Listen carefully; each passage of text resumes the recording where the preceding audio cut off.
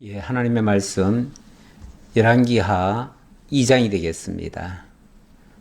예, 2장 12절로 봉독하겠습니다.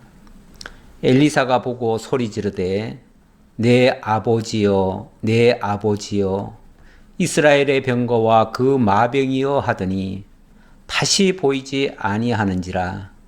이에 엘리사가 자기의 옷을 잡아 돌로 찢고 엘리야의 몸에서 떨어진 겉옷을 주워 가지고 돌아와 요단 언덕에 서서 엘리야의 몸에서 떨어진 그의 겉옷을 가지고 물을 치며 이르되 엘리야의 하나님 여호와는 어디 계시나이까 하고 그도 물을 치매 물이 이리저리 갈라지고 엘리사가 건너니라. 아멘. 예, 14절까지 봉독해 드렸습니다. 예. 지난주까지는 엘리야의 표적 내용을 소개했죠. 엘리야의 표적과 예언 그리고 교훈의 결과, 그 결과까지를 살펴봤죠. 엘리야가 표적을 보이고 하나님의 말씀으로 경고를 했습니다. 그런데 그 말씀을 듣지 않았던 아합이 멸망을 당하고 그리고 그의 아들 아하시아가 2년 만에 죽임을 당했습니다. 자, 그리고 이제 엘리야는 엘리사에게 기름을 부었고 엘리사가 이제 그 사역을 계승을 하게 되었습니다. 그리고 왕조는 아하시아에서 여호람으로 바뀌었죠. 요람, 아하시아의 동생입니다. 그러니까 아하시아는 왕위를 이어받으면서 후손도 없이 2년 만에 죽었어요. 그래서 불가피하게 그의 동생 여호람이 왕위를 이어받게 되었습니다. 자, 그런데 이제는 시대가 이제 엘리야에서 엘리사에게로 넘어왔습니다. 마지막으로 엘리야가 엘리사에게 사역을 계승하기 위해서 함께 잠시 머물렀는데 몇 번에 걸쳐서 하나님께서 이동을 하게 하셨어요. 근데 그 이동할 적마다 하나님께서 회리바람으로 옮기시는데 이 엘리사가 아주 적극적으로 엘리야 곁을 떠나지 않으려 했습니다. 얼마나 적극적으로 했는지 엘리야는 하나님께서 나를 길갈에서 베델로 보내신다. 그러니까 너는 여기 있어라. 그랬는데 기어코 가겠다는 거예요. 그래서 길갈에서 베델로 갔고 또 베델에 갔더니 베델에서 또 하나님께서 여리고로 옮기신다. 그러니 너는 여기 있어라 했는데 아니라는 거예요. 기어코 가겠다는 거예요. 그래서 여리고까지 갔습니다. 그리고 여리고까지 왔는데 여리고에서는 또 다시 또 요단까지 또 가겠다고 했죠. 마치 숨바꼭질 하듯이 계속 엘리야는 떠나려 하고 엘리사는 끝까지 나는 선지자님 가는 곳이면 어딘지 가겠습니다 하고서 따라갔습니다. 자, 그러면서 바라는 게 있다면 나는 엘리야보다도 갑절의 영감을 받기를 원합니다. 네가 뭘 원하느냐 하니까 갑절의 영감을 받기를 원합니다. 악착같이 엘리야 곁에 있으면서 엘리야에게 역사하신 하나님의 능력을 받겠다는 거죠. 자, 그러더니 드디어 엘리야가 하늘로 승천하는 데까지 같이 따라왔습니다. 그리고 이제 마지막 지난주 2장 1절부터 2장부터가 이제 엘리사 시대로 넘어가는 건데요. 불수레와 불말들이 두 사람을 갈라놓고 엘리야가 회리바람으로 하늘로 올라가더라 했죠. 이번에는 진짜인 거예요. 이번에는 지금까지는 뭐 엘리사가 붙잡으면은 끝끝내 엘리야가 어찌 보면 같이 동행을 해줬어요. 근데 이번에는 기어코 불수레와 불말들이 갑자기 내려오니까 불 속에는 들어갈 수가 없잖아요. 불 속에 들어갈 수가 없으니까 할 수 없이 두 사람이 떨어지게 된 거예요. 그러니까 지금까지는 길갈에서 베델로, 베델에서 여리고로, 여리고에서 요단까지 여기는 끝끝내 따라다녔는데 불병과 불말이 가로막으니까 그거는 따라갈 수가 없지요. 그럼에도 불구하고 아마 끝까지 그 엘리야의 우리 표현으로 말하자면 바지가랭이를 잡은 것 같아요. 잡았는데도 어쨌든 그 옷이 찢어질 정도로, 찢어져 가지고 그 옷 조각이 땅에 떨어질 정도로 그런 정말 부여잡음이 있었지요. 그런데 그 가운데서도 불병거와 불수레가 내려와 가지고 결국은 이 엘리야를 데리고 올라가 버렸어요. 이거는 뭐 더 이상 어떻게 막을 수가 없었어요. 엘리사가 더 이상 따라갈 수도 없었어요.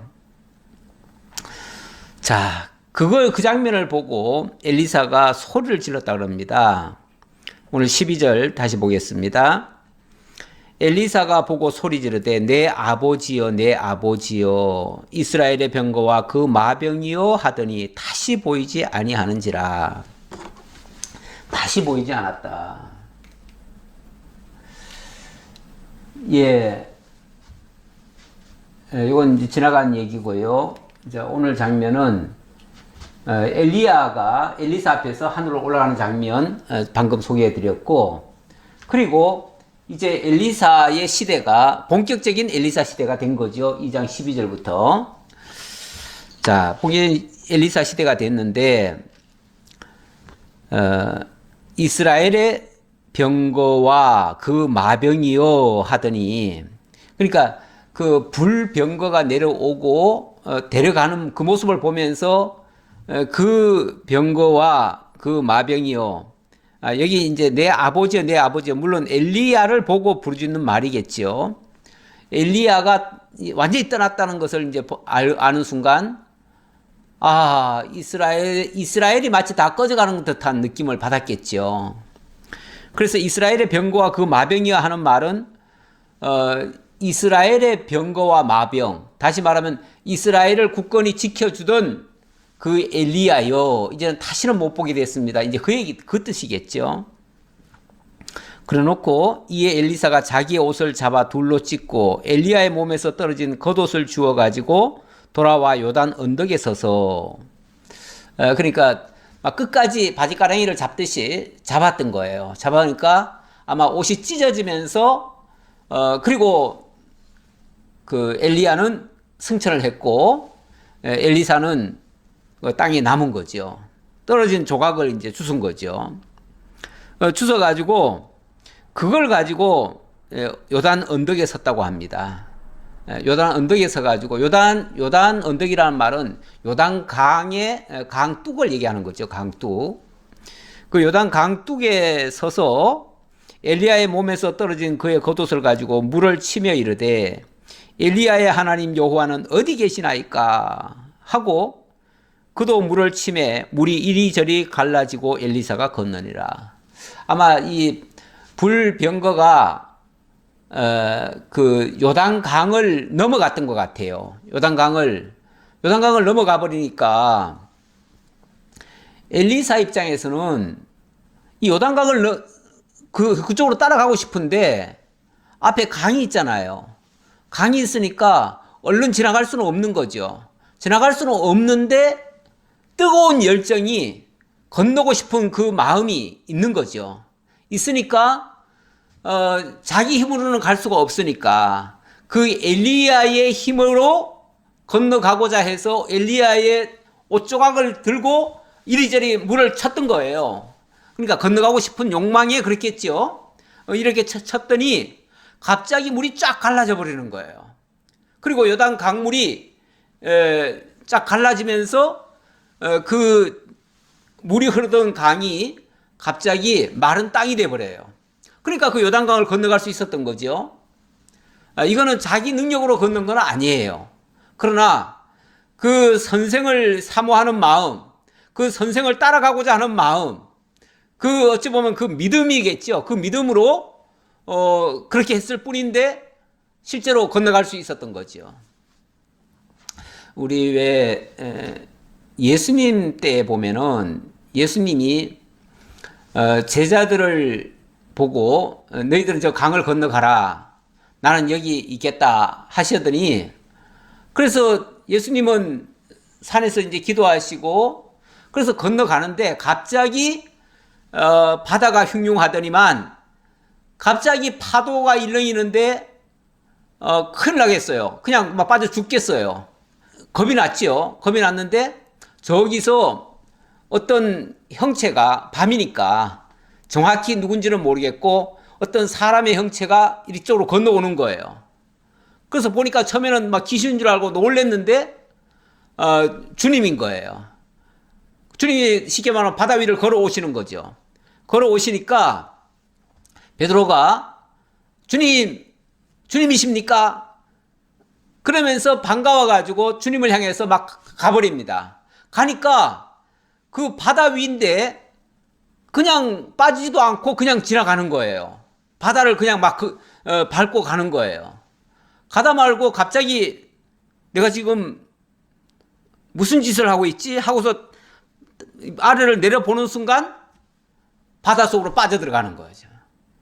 그러니까 주님을 바라보는 그 믿음 가지고 나아갈 때는 전혀 바다도 문제가 안 됐는데 물도 문제가 안 됐는데 그 물을 바라보는 순간 그러니까 주님을 바라볼 때는 그 바다를 건널 수 있었는데 물을 보는 순간 물에 가라앉는 거죠.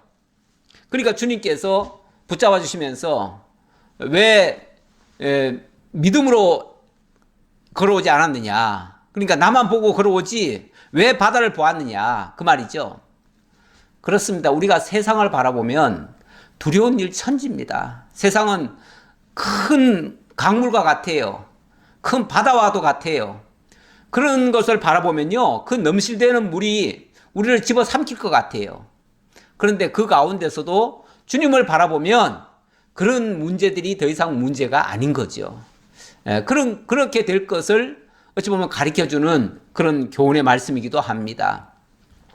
그러니까 지금 엘리야와 엘리사 간에 이어지는 일들은 장차 우리 주 예수 그리스도와 그의 제자들 간에 있었던 일들에 대한 하나의 예표적인 사건들인 거예요. 예표적인 사건들이고 실체이신 우리 주님께서 실제로 그 엘리야에 있었던 그런 표적들이 예수님에게 실제로 이루어집니다. 그러니까 그게 실체고요. 이거는 거기에 대해 예표적인 사건들인 거예요. 자, 그렇게 보실 수가 있고요. 자, 그 다음 15절로부터 15절로 18절까지 엘리야에게 임했던 그 성령이 엘리사에게도 함께 하시는 역사의 모습입니다.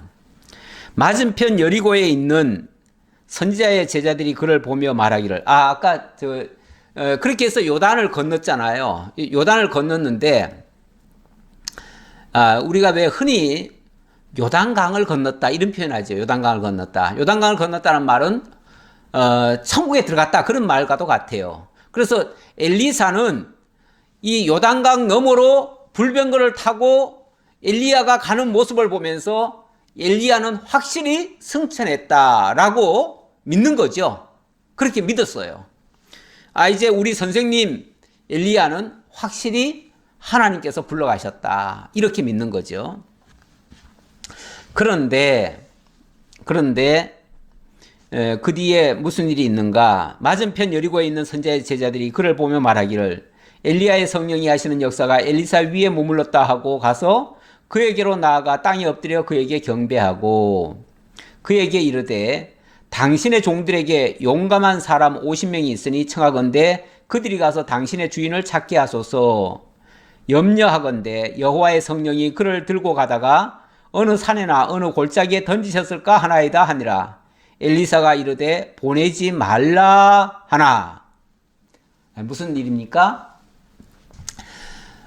이제 그 엘리사에게서 지금 놀라운 역사가 일어나고 있잖아요. 예를 들어서 그 옷을 가지고 이렇게 쳤을 뿐인데 강물이 쫙 갈라져 버리고 그리고 거기서 엄청난 놀라운 그 하나님의 역사가 나타났잖아요. 그러니까 엘리야에게 역사하셨던 그 성령이 엘리사에게도 함께하고 있다. 엘리야에게 역사하셨던 그 성령의 영감이 엘리사에게도 함께하고 있다라는 걸 알았어요.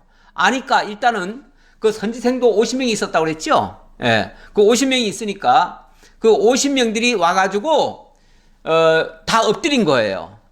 이제 당신이 진짜 이제 엘리야와 같은 그런 선생님입니다. 사실은 어찌 보면 이 생도들이 엘리사보다는 그 먼저부터 아마 선지생도였을 수도 있어요. 그러니까 인간적으로는 엊그제까지 다 동료 아닙니까? 동료였는데, 갑자기 그들이 엘리사를 엘리야처럼 이렇게 초항할 리가 만무하지요. 그런데 그 엘리사에게서 놀라운 능력이 나타나니까 다른 생도들이 당신이야말로 엘리야와 같은 그런 정말 하나님이 함께 하시는 참 선지자입니다 하고 인정을 한 거예요. 자, 인정한 것까지는 좋은데 그 다음에 무슨 얘기를 했냐면, 지금 당신의 종들이, 이제 우리는 다 당신의 종입니다 그 말이죠. 당신의 종들에게 용감한 사람 50명이 있으니, 자, 우리가 쉽게 말하면 우리가 다 50명이 있습니다. 우리 선지생도들이 50명입니다. 우리가 다 용감합니다. 지금 주의 일을 하면 뭐든지 할 수 있습니다. 우리 하겠습니다.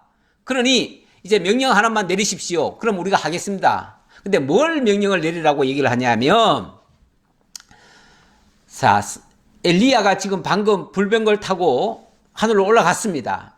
이제 지역적으로 말하면 요단강을 건너갔어요. 요단강을 건너갔으니까 이제 저쪽으로 분명히 이제 성령께서 해리바람으로 불어서 데리고 올라갔잖아요. 물론 지난번에 그 해리바람과는 달라요. 이번에 해리바람은. 왜냐하면 이번 해리바람은 불수레까지 내려왔잖아요. 불수레와 불말들까지 왔잖아요. 그러니까 불말과 불수레가 쉽게 말하면 단순히 해리바람에 이끌려간 게 아니라 불수레와 불말에 태워가지고 간 거죠. 태워갔으니까 이번 분명히 장면이 달라요. 다름에도 불구하고 이 선지생도들은 어떻게 생각을 했냐면, 자, 성령이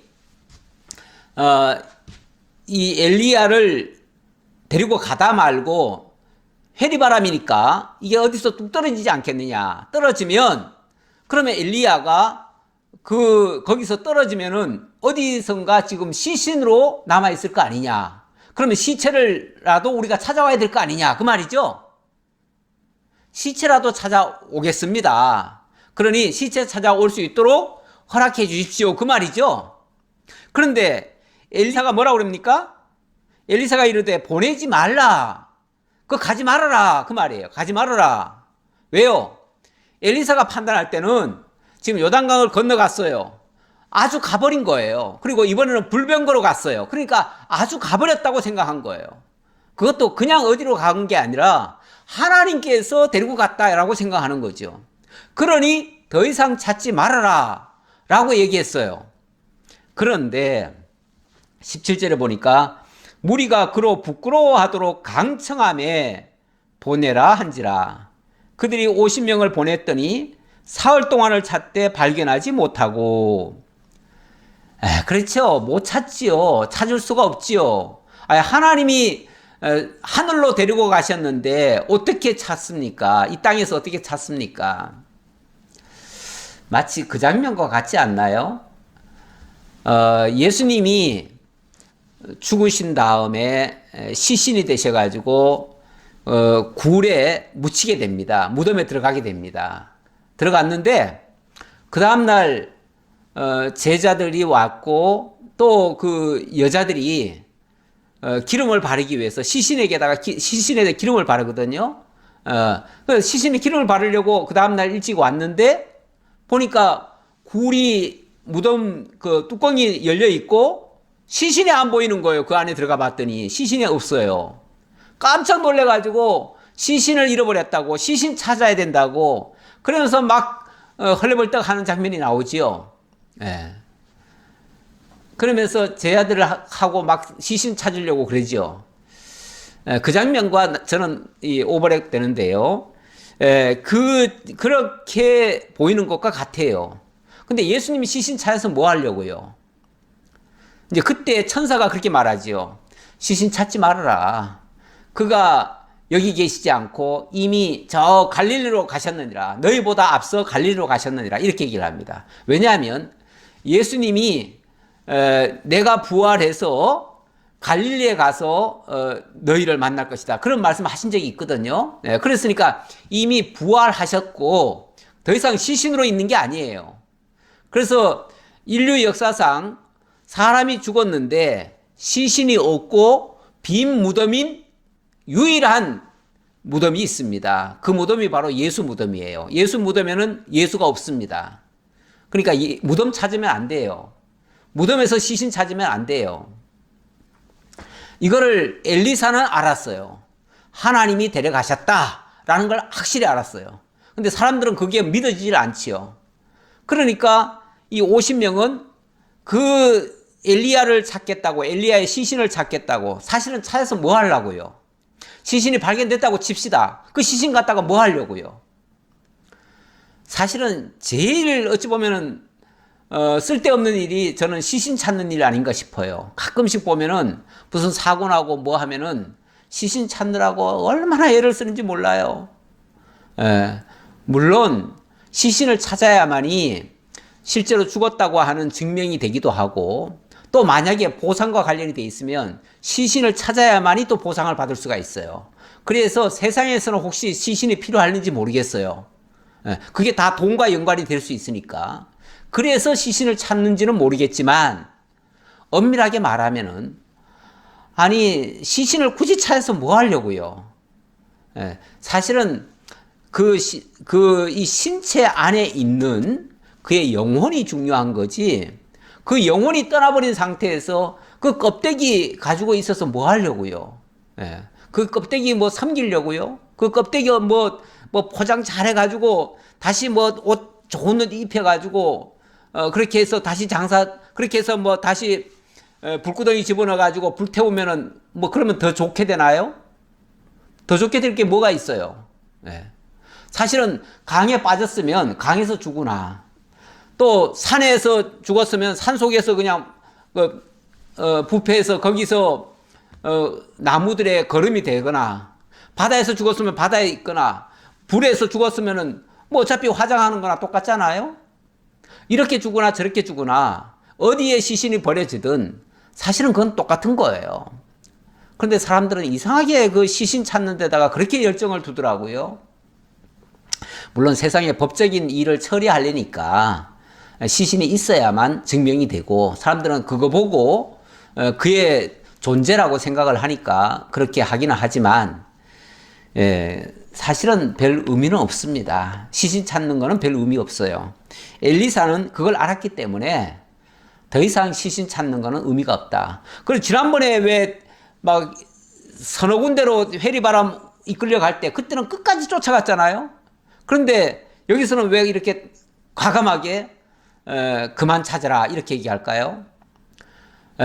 살아있을 때 그 사람을 쫓는 것은 중요한 겁니다. 살아있을 때 자기를 가르치는 선생을 쫓는 일은 중요한 일이에요.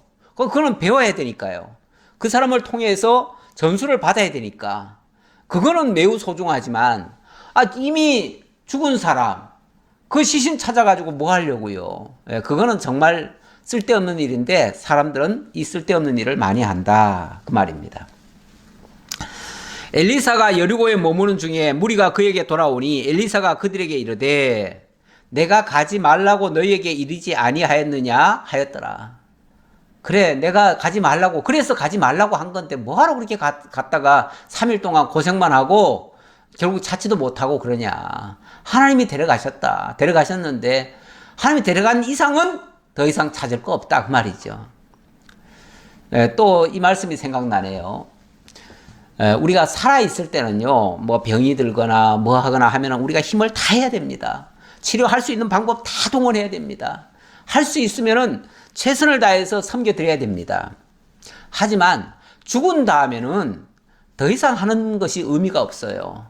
그 대표적인 사건이 왜 그 다윗이 그의 아들이 갑자기 병이 들어가지고 죽잖아요. 죽을 때에 이 다윗이 하나님 앞에 정말 회개하고 왜냐하면 그게 자기 잘못으로 된 거거든요. 자기가 그 밧세바를 취하면서 거기서 잘못된 어찌 보면 불륜의 씨앗이에요. 그래서 그 아이가 죽게 되니까 다윗이 막 정말 하나님 앞에 회개하면서 금식을 하면서 애통해하면서 정말 하나님 앞에 기도했거든요. 그런데 그 아이가 죽었어요. 죽고 나니까 이 다윗이 갑자기 훌훌 다 털어버리고 갑자기 깨끗이 모욕 제기하고 좋은 옷을 갈아입습니다.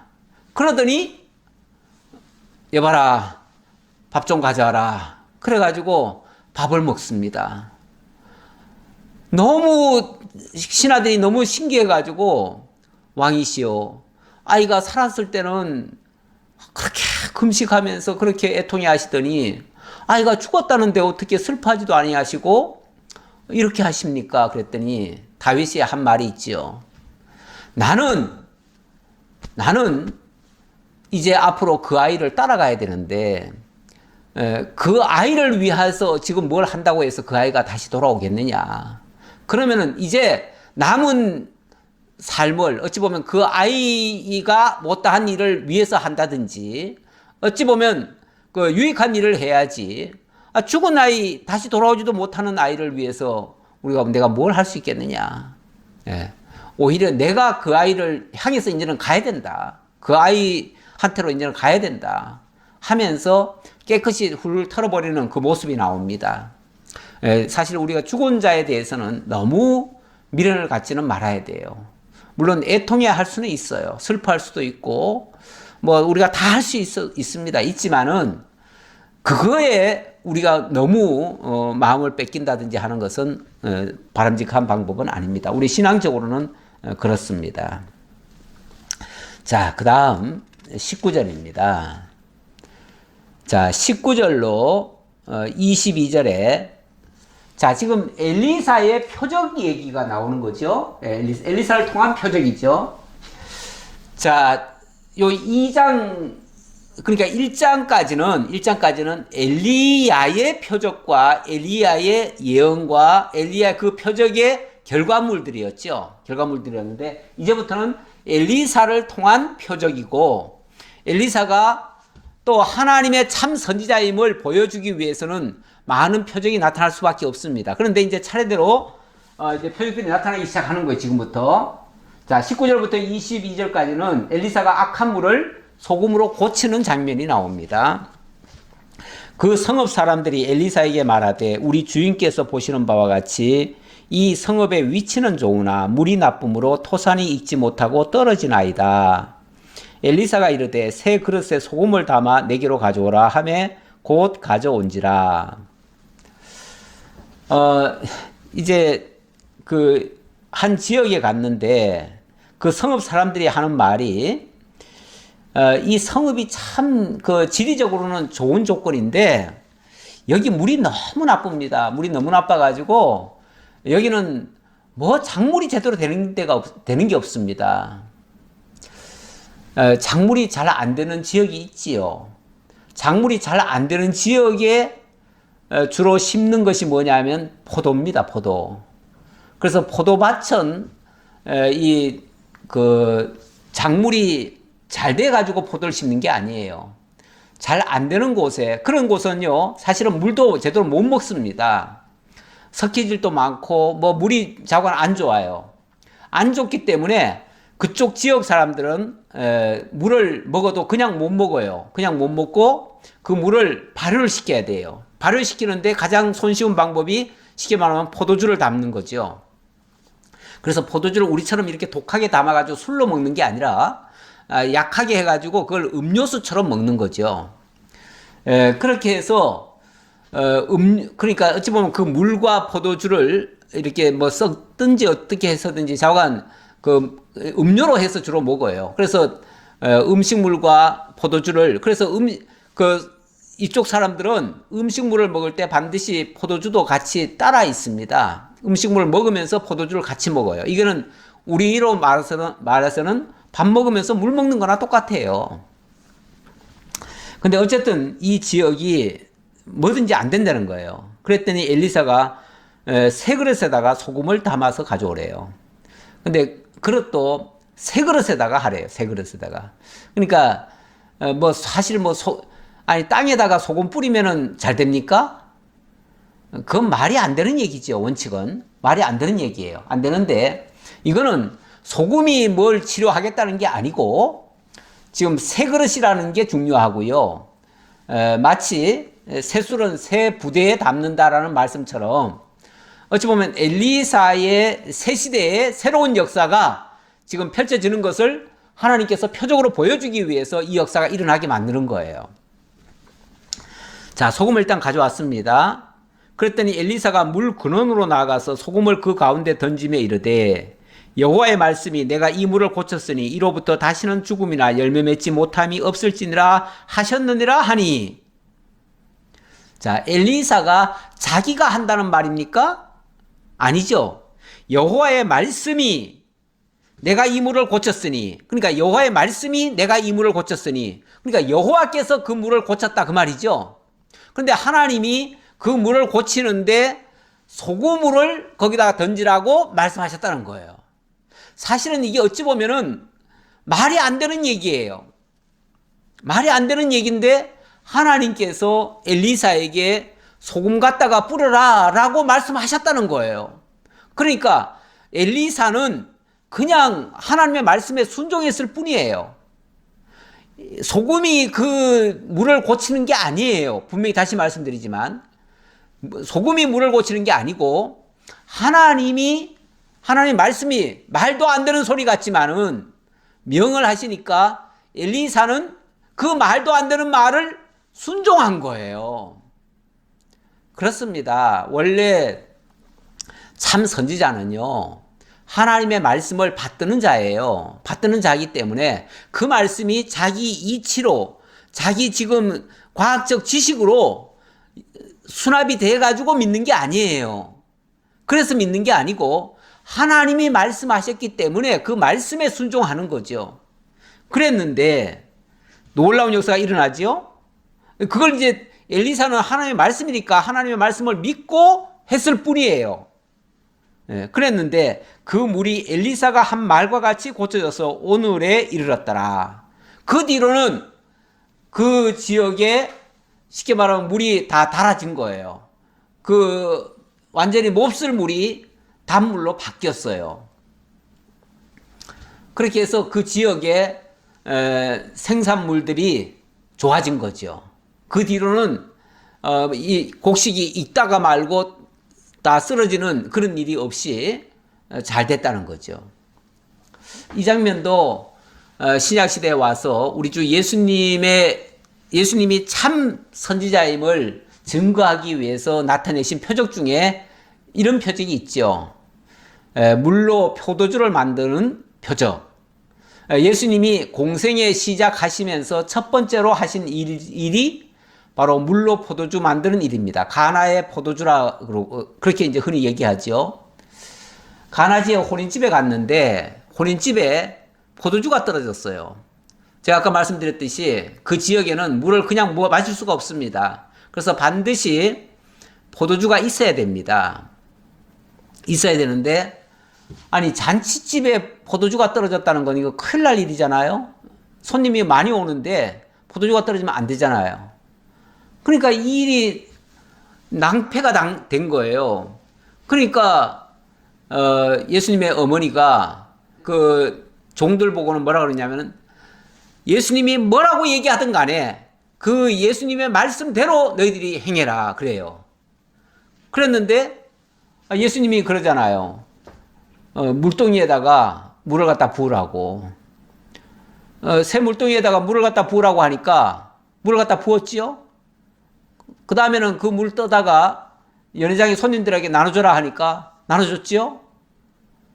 그냥 무조건 군소리 하지 말고 그 말씀대로만 해라 그랬는데 그 말씀대로 했더니 진짜 물이 포도주로 다 바뀌어 있는 거예요. 그것도 그 하객들이 그 포도주를 마시더니만 원래 잔치집에 포도주가 처음에 포도주보다 나중에 포도주는 나쁠 수가 있습니다. 왜냐하면은 술을 먹는 사람들이 술을 처음에는 좋은 거를 정말 이게 좋은 건지 나쁜 건지 이렇게 먹어보고 아 이건 좋구나 하면은 굉장히 좋다고 생각을 해요. 그래서 처음에 내는 것은 좋은 걸 냅니다. 그런데 나중에는요 조금 덜 좋은 걸 내도 이미 술에 취했기 때문에 그 다음부터는 뭐 좋은 건지 나쁜 건지 잘 몰라요.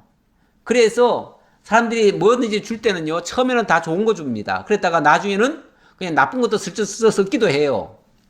그런데 예수님이 그 명하신 그 물의 포도주는 나중에 더 좋은 거예요. 그러니까 사람들이 다 놀래잖아요.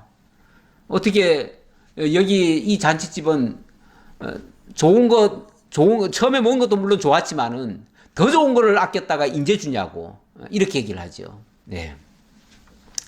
어쨌든 똑같은 말은 진짜 물이 변하여 포도주가 되듯이 악한 물이 변하여 깨끗한 물이 되듯이 똑같은 이치예요. 똑같은 이치인데 여기도 보면은 그 말씀 그대로 주님의 말씀 그대로 행했다는 거 그게 중요하죠.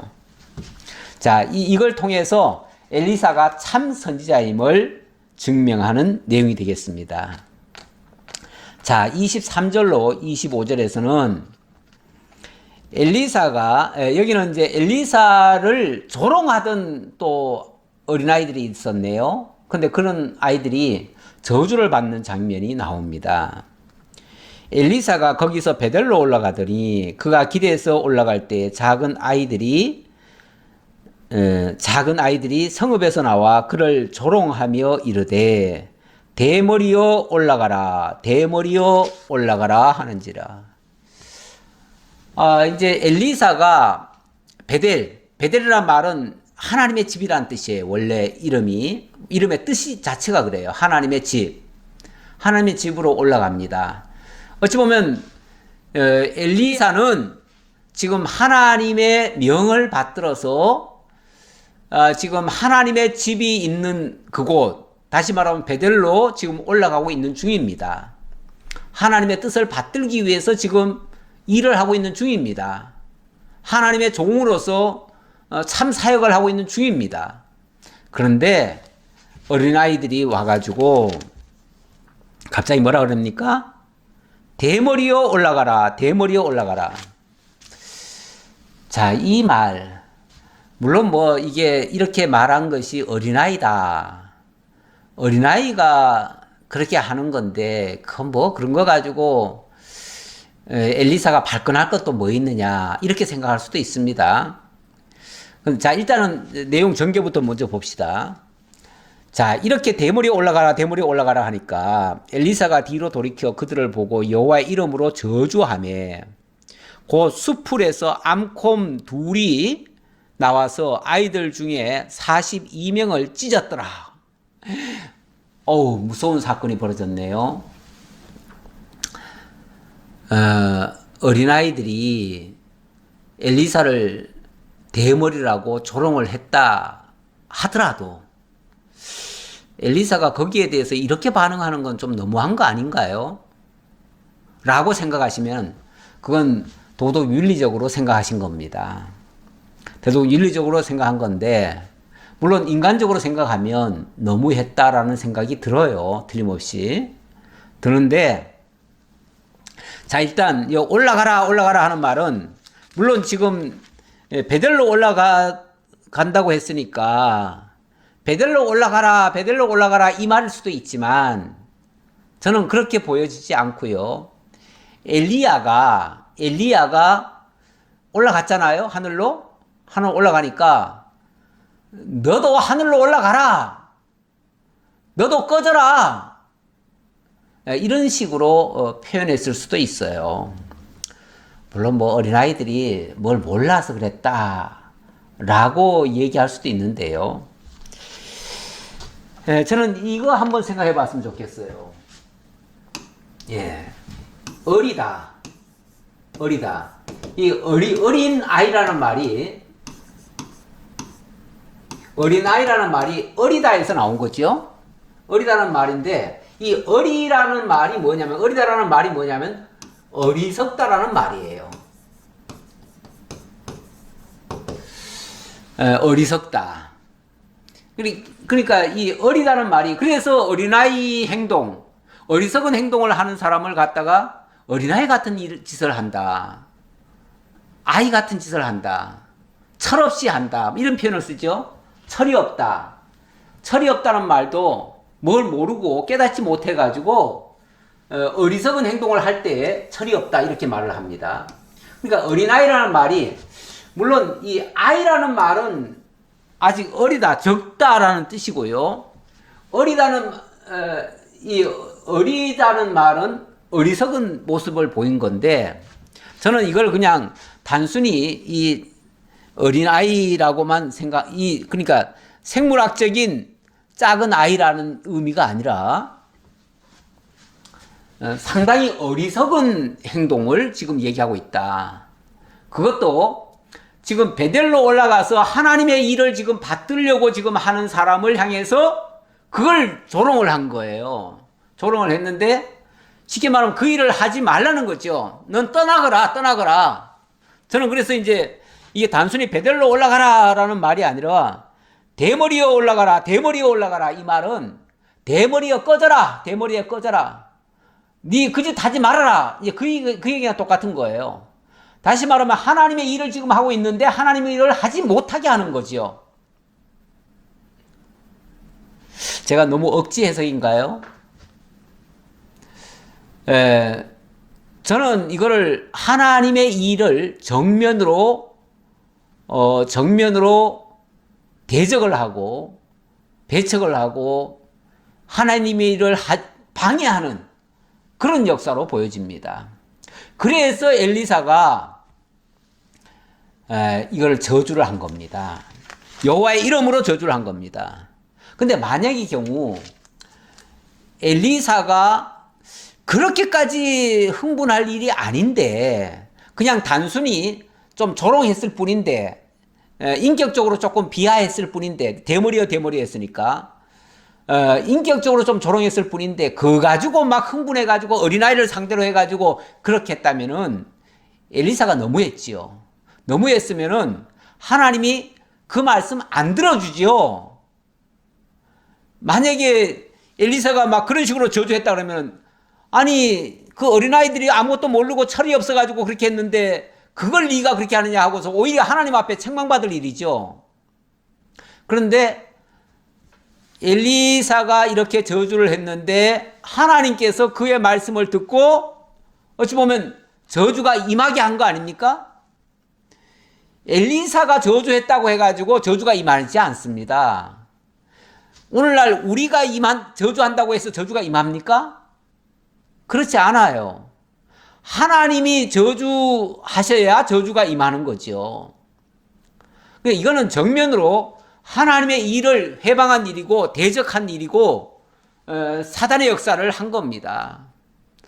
그렇게 봐야 이 부분이 바르게 이해가 될 겁니다. 안 그러면은 이건 인간적으로 너무하신 거죠. 아무리 하나님의 종이지만 하나님의 종이 이렇게 어린아이 42명을 죽게 만들어요? 아니 대머리여 조롱했다고 42명을 죽게 만들어요? 조롱하는 정도가 죽음에 이르를 죄입니까? 그렇게 봐서는 그건 이제 윤리적으로 생각하는 거고요. 저는 그렇게 보는 게 아니라 종교적으로 보는 거죠. 종교적으로 보면 이거는 철저하게 하나님을 대적한 행위가 되겠습니다. 하나님을 부정한 행위가 되겠습니다. 하나님의 일을 지금 엘리사가 지금 하나님의 선지자로서 하나님의 일을 시작하려고 하는데 그 일을 회방하는 일이에요. 그런데 하나님께서는 이 엘리사가 이제부터 내 명을 받들어서 지금 하나님의 일을 해야 된다라는 걸 보여줍니다. 그래서 이 엘리사가 참 선지자임을 증거합니다. 전에 엘리야가 왜 그런 기도한 적이 있지요. 하나님이여, 기도할 때 갈멜산에서 850명과 대결하면서 하나님 앞에 기도할 때 하나님의 살아계심과 그리고 제가 하나님의 종인 것을 이들로 하여금 알게 하옵소서. 그게 기도의 내용에 들어있어요. 선지자가 저주한 것도 마찬가지예요. 하나님의 살아계심과 내가 이 일을 하는 것이 하나님의 종으로서 하는 것임을 이들로 하여금 알게 하옵소서. 모든 사람들로 하여금 알게 하옵소서. 그 말이죠. 거기에 어리석은 사람들이 어찌 보면 희생이 된 거예요. 희생 제물이 된 거예요. 누군가는 이 선지자가 참 선지자인 것을 알게 해야지요. 알게 하는데 수단으로 쓰여지겠지요. 쓰여지는데 누가 그 타깃이 되느냐 하면 어리석은 자가 타깃이 되는 거예요. 그러니까 생물학적으로 어린아이라는 개념이 아니고 저는 굉장히 어리석은 자들이 하나님의 뜻도 모르고 하나님이 하시는 일도 모른 채 하나님의 일을 회방하는 자들이 결국은 저주를 받게 됐다.